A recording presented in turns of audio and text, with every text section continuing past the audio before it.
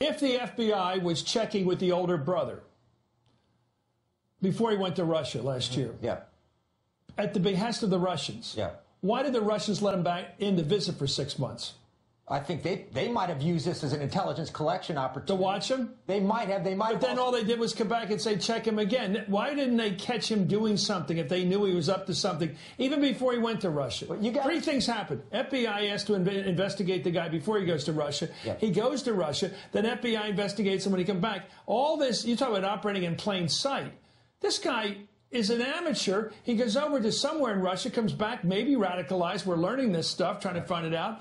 And everybody's questioning, but nobody's doing anything. No, I don't buy it. Look, what don't you buy? I don't buy this idea that you look at these cases in isolation without understanding the context of counterterrorism operation in the United States. If you sit there, as I did for 9 years, with what's called a threat matrix, that is the roster of threats the United States is facing every day. I think one thing that would surprise Americans is they only see these cases episodically, particularly when they succeed, like Boston. How many cases do you have where the Russians warn us about some Chechen in this country, and then he goes over to that part of the world and comes back and we ask him again stuff, and he gets through the screen? How many cases are there like that? That's irrelevant. What you have is an informant calls you in Atlanta, the Russians call you, somebody's neighbor calls you, somebody's mom calls you, you get an intercept from Europe. You're dealing with dozens of cases every day and thousands of individuals, and you've got to figure out. So the watch list is very long. Clint, last thought, your thought about that. How do you put it all together? I mean, we're still trying to figure out what Lee Harvey Oswald was doing in Russia. I understand this. And he comes back disaffected, becomes infatuated with Castro, and then we know what happened. In this case, how do you put it together? The Russians knew something was up, warned us something was up, and then accepted him back into their country, and then he comes back here and we checked him again and he gets through it all. The older brother. Yeah, and realize the FBI reached out to Russia and said, hey, can you give us a little background? What else is going on with this guy? What did we get back? Nada. So the Russians owe us something right now. Hi, Pete's Terse, back on the scope box again. Talking more about the Boston bombers and, well, Chris Matthews, hardball, the place for politics.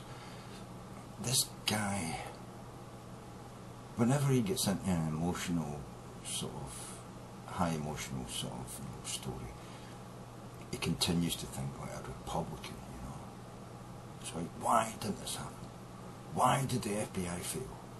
Why didn't we catch this guy? There was obviously lots of information that just, they should have, if that was me, I'd have caught him, and all that shit, But what you don't realise is the economic circumstances that both Russia and America are going through. You're failing to publicly fund the operations that will keep you safe. You're consistently giving lots of breaks to the corporations. The tax is going down, and unemployment's going up. That's a drain on the wealth of your nation.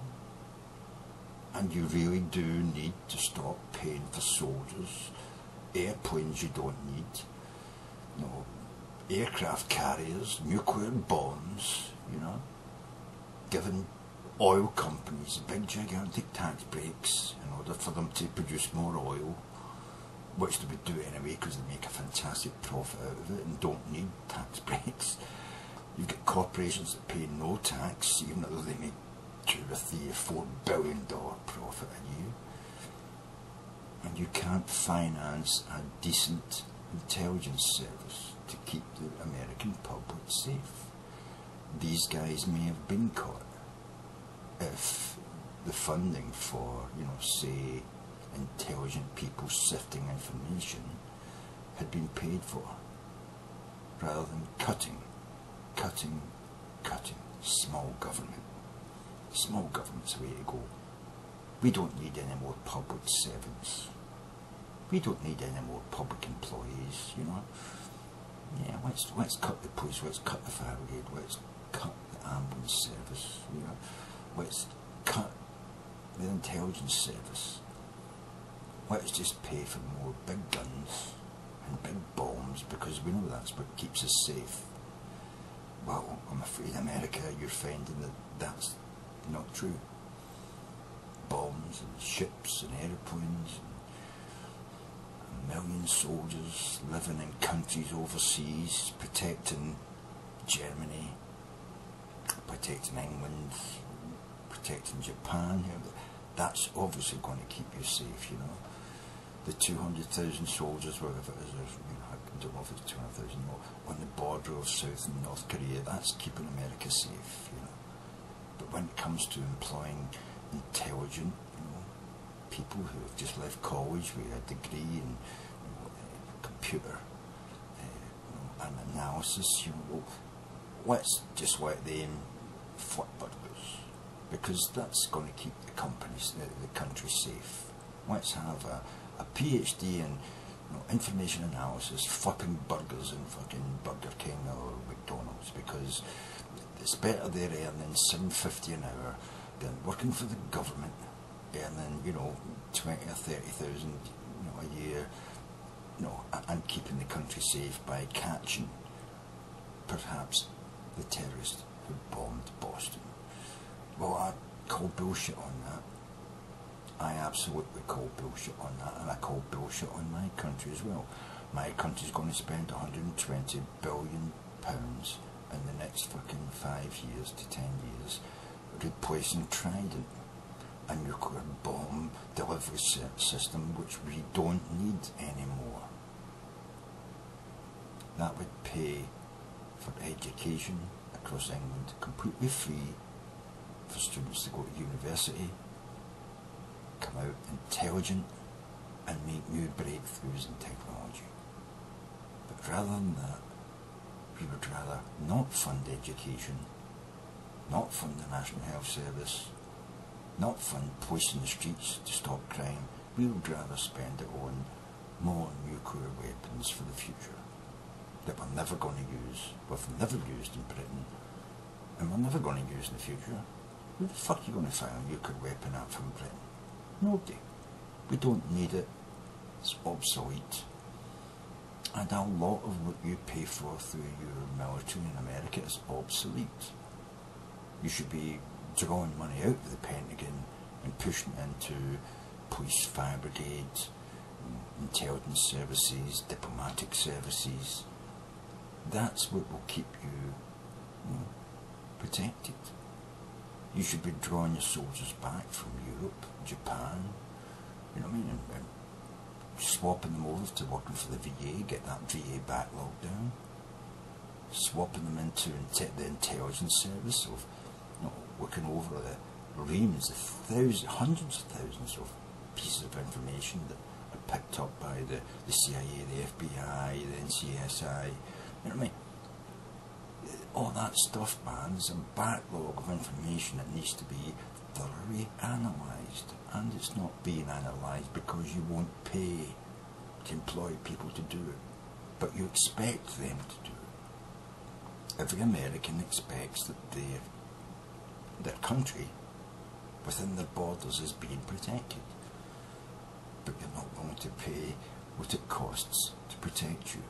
And then when a failure happens, well, it's all the FBI's fault, it's all the CIA's fault, it's all the intelligence services' fault. They should have caught this guy. Employ more of them. Pay for people to analyse the information, and you will have less people getting through. Less people being missed who actually are a threat to your nation. You don't need nuclear weapons. You need to stop other countries having nuclear weapons. That's done by intelligence, finding out how far ahead they are, and then making sure that you restrict anything they need in order to finish it. And when it comes down to the last breath, yeah, you say to them, if you don't stop, then we will have to act as a United Nations, because you're a threat to the world. America can't go it alone. They're not the police of the world. But you should be policing your own borders. You should be secure within your own nation. But you have to pay for it. And if you're cutting money from that in order to build airplanes you don't need, nuclear submarines you don't need, nuclear weapons you don't need, giving tax cuts to the that they don't need? How rich do you need to be above worrying about ever earning another cent? How much money does an oil drilling company need in order to entice them to drill for more oil? Not only the fact is they don't need any, they will drill for that oil because they make a profit out of it. I don't get this idea where you think that certain things deserve money, certain people deserve tax cuts, the government should be shrank, starved of money, stopped from spending, because that hurts me. And then when a bomb goes off, suddenly, when the police, government paid employees successfully capture someone who should have been caught if you'd have funded properly your intelligence service and your diplomatic service, this possibly would never have happened. But when you starve those areas of your infrastructure, this is the result. When you're giving money to oil companies, when you're giving money to corporations that they don't need, when you're allowing them to escape paying the tax they rightly deserve to pay your national coffers, this is the result. This is how you pay for the fucktardiness of how you look at your society. Anyway, Swanjiva. And I hope maybe sometime in the future, people as sentient as myself can see the reason that this happened. It wasn't because the FBI failed, it was because the FBI couldn't do anything but fail. Because you didn't fund the proper areas in your society to prevent it. But if you want to keep giving big tax breaks to oil and gas, and if you want to keep defunding your EPA, and your food administrative examinations, and let people be poisoned inside your country by your own people, not by terrorists. If you continue to allow the Christians to get away with fucktardy religious ideology being forced into the schools so your kids come out stupid, and allowing right-wing fundamentalists to commit atrocities, terrorist atrocities within your nation, and call them, lone nutters. And then you look at this and it's all a big gigantic global conspiracy. You deserve what you get, man. You deserve what you get. Sonjiva.